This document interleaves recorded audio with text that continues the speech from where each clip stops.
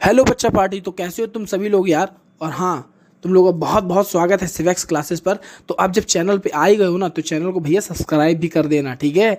और आज हम लोग डिस्कस करने वाले हैं चैप्टर 1 के बारे में, अ लेटर टू गॉड, जो कि ये फर्स्ट फ्लाइट से। और ये चैप्टर तुम्हारे एग्जाम के पॉइंट ऑफ व्यू से बहुत ज़्यादा इंपॉर्टेंट होने वाला है। दमदार तरीके से आज इस कहानी की हम स्टोरी को, समरी को बढ़िया बिंदास तरीके से मैं तुम्हें समझाऊंगा। और तुम्हें ये कहानी को सुनना है मज़ेदार तरीके से। अगर तुमको कहानी सुनने में मज़ा आती है ना, तो साथ में चाय कॉफ़ी नमकीन जो लेना चाहो ले लो, और साथ में मेरे बने रहो। स्टोरी को लास्ट तक पूरा देख के जाना। और जब स्टोरी खत्म हो जाए उसके बाद में तुम्हें क्या करना है, चैप्टर की एक बार बढ़िया तरीके से रीडिंग लगानी है और क्वेश्चन आंसर की प्रैक्टिस करनी है, ठीक है। तो ये कहानी हमारे लेंचो भैया की, जिनको भगवान के ऊपर बहुत ज़्यादा भरोसा होता है और वो भगवान को लेटर लिख देते हैं। तो चलिए बाकी सब कुछ कहानी में डिस्कस करेंगे। मैं हूँ शिव द्विवेदी। चलिए कहानी को स्टार्ट करते हैं। तो बच्चा पार्टी, इस स्टोरी का नाम है लेटर टू गॉड, जिसको राइट किया जीएल फ्लिंटिस ने। और यह कहानी है हमारे लेंचो की। लेंचो एक हमारे फार्मर होते हैं, जिनका जो घर है पहाड़ी इलाके में, एकदम सुनसान इलाके में, सिर्फ इन्हीं भर का घर होता है। और इनके साथ में इनकी वाइफ और 2 बच्चे भी रहते हैं। तो हमारे लेंचो भैया, जो कि अपने व्यवसाय से फार्मर हैं, वो बाहर फील्ड पे होते हैं और ये सोच रहे होते हैं, ऊपर की तरफ देखते हुए प्रिडिक्शन कर रहे होते हैं कि यार अगर बारिश हो जाए तो मज़ा ही आ जाएगी और उनकी जो फील्ड है बिल्कुल एकदम झूम उठेगी। मतलब जो इस बार उनकी खेती होगी ना, बिल्कुल धूम मचा देगी। इस तरीके से लेंचो भैया प्रिडिक्शन कर रहे होते हैं मनी मन, और भगवान से ही प्रार्थना कर रहे होते हैं कि भगवान इस बार बढ़िया बारिश हो जाए तो मज़ा ही आ जाए, ठीक है। तो जो उनका बड़ा लड़का होता है वो क्या कर रहा होता है, मकई की खेती, मतलब कि हम कहें तो कॉर्न फील्ड पर काम कर रहा होता है। और जो छोटा लड़का होता है ना, छोटे लड़के जो होते हैं ना, वो शरारती ही होते हैं, तो वो घर के अंदर शरारत कर रहा होता है, ठीक है। और जो इनकी वाइफ होती हैं वो घर में अंदर डिनर तैयार कर रही होती हैं। तो थोड़ी ही देर में होता यह है कि अंदर से एक आवाज़ आती है और सबको खाने के लिए बुलाया जाता है। तो जैसे ही सब लोग खाने के लिए पहुंचते हैं, लेंचो भैया और उनके दोनों बच्चे और उनकी वाइफ सब लोग बैठ के डाइनिंग टेबल पे खाना ही खा रहे होते हैं, तभी एकदम से गड़गड़ाहट के साथ में बारिश होने लगती है। तो लेंचो, जो कि चाहते थे कि बारिश हो, तो ऐसा होता भी है। मतलब भगवान से प्रार्थना करो यार, वो स्वीकार ना हो, ऐसा हो नहीं सकता। तो भगवान क्या करते हैं, बारिश तो कराते हैं, लेकिन जैसे ही बारिश होती है तो जो बड़ी बड़ी बूंदें गिर रही होती है ना, उसको लेंचो कहता है ना कि जो बड़ी बूंदें हैं, ये मेरे लिए बारिश नहीं है, ये मेरे लिए रुपया बरस रहा है, पैसा बरस रहा है। तो अपनी वाइफ से कहते हैं जो ये बड़ी वाली बारिश की बूंद है ना, ये मेरे लिए 10 सेंट के बराबर है।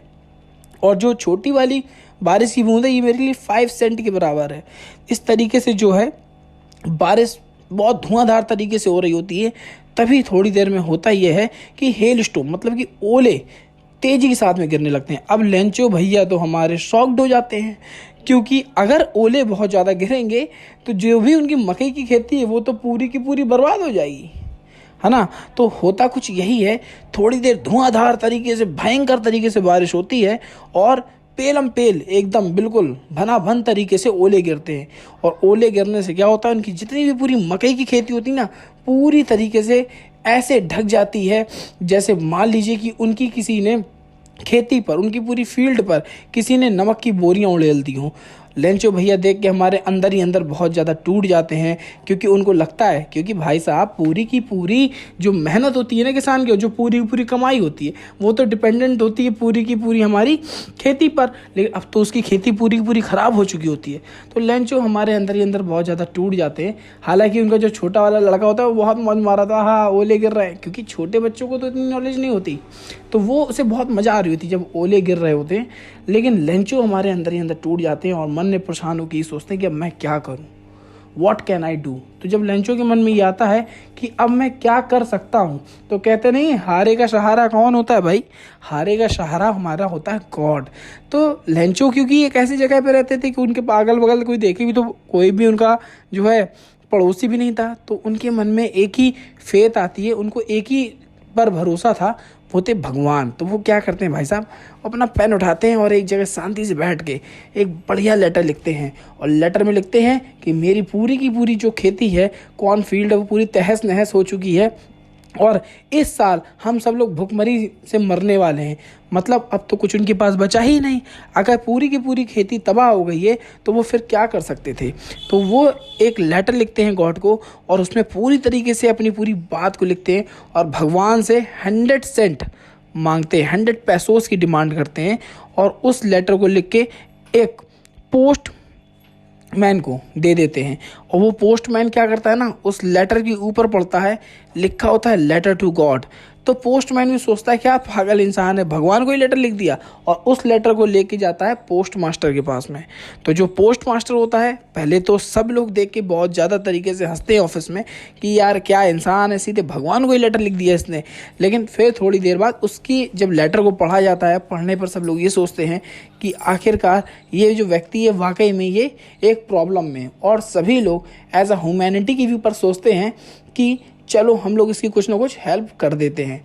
तो जितने भी वहाँ पर ऑफिस में लोग होते हैं सब क्या करते हैं, सब थोड़ा थोड़ा कंट्रीब्यूट करके इस लेंचो के लिए 70 पैसों इकट्ठे कर देते हैं।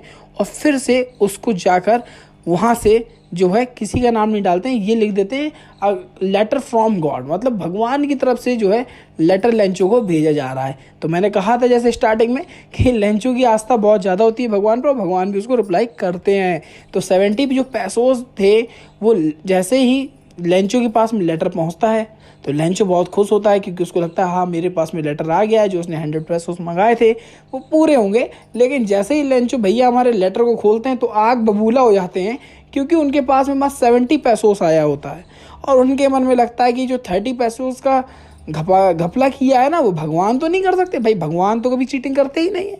तो ये इसी पोस्ट मैन ने ही किया होगा। तो फिर से एक लेटर लिखने बैठ जाते हैं और उसमें लिखते हैं कि भगवान जी इस बार जो आपने मुझे जो रुपए मैंने आपसे 100 पैसों मांगे थे उसमें से सिर्फ मुझे 70 पैसों ही मिला है। 30 पैसों मुझे पक्का भरोसा है कि इस पोस्ट मैन ने मेरे बीच में हड़प लिए हैं। इस तरीके से वो लेटर लिख के फिर से ड्रॉप आउट करते हैं। तो ये कुछ एक कहानी थी या लेटर टू गॉड की।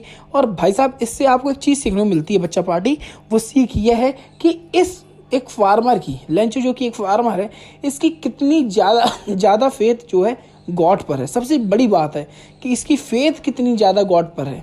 तो ये बहुत इंपॉर्टेंट बात होने वाली है। और सुनो भाई, मैंने तुमको स्टोरी का ओवरव्यू दे दिया है, समरी समझाई है। अब तुम लोगों को क्या करना है, जैसा मैं तुम्हें कहा था पहले वैसे ही तुम लोग करोगे। अब जाके अपनी बुक फटाफट खोलो और उसकी अच्छे से रीडिंग लगाओ और क्वेश्चन आंसर्स की बार बार से प्रैक्टिस करो, ठीक है।